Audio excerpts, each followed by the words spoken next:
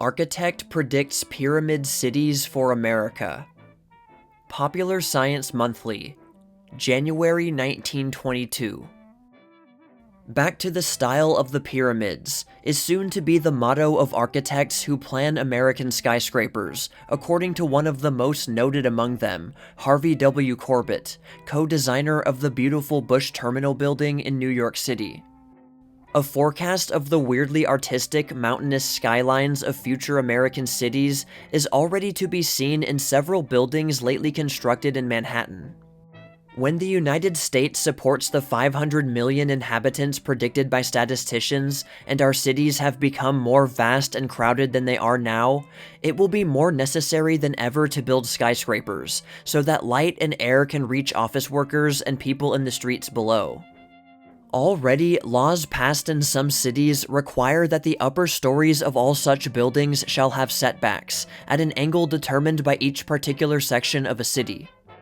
This angle is found by drawing an imaginary line from the center of the street to the height allowed the first terrace in that building zone. All other stories added to the structure must not extend beyond that line. Suppose, for instance, that the street is 100 feet in width, and building laws require that no building shall be higher than the street is wide, unless the front is terraced.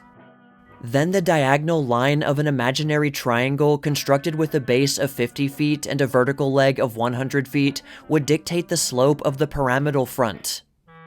It will be seen, therefore, that in cities having many high buildings, the ladder will mount step by step, always receding from the street. Quoting Mr. Corbett, "These aerial terraces will suggest the construction of roof gardens, tennis courts in the clouds, open-air theaters, Greek temples in the sky, and green terraces encircling apartment houses. New York, Chicago, San Francisco, and other great cities will look like Babylon with its hanging gardens."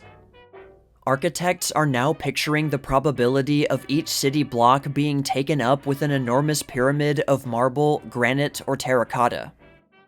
In the immense buttresses at the corners, defining the lines of the edifice, would run escalators that would take the place of the usual elevators. These radical changes are not so far-fetched as they may at first seem, Mr. Corbett remarks. Equally as phenomenal architectural changes have come in the past 20 years. Scarcely a well-known building standing in New York today was here 20 years ago. Even modern skyscrapers are sacrificed to the movement of business, and a significant thing about 20th century architecture in this country is that it is not meant to be permanent.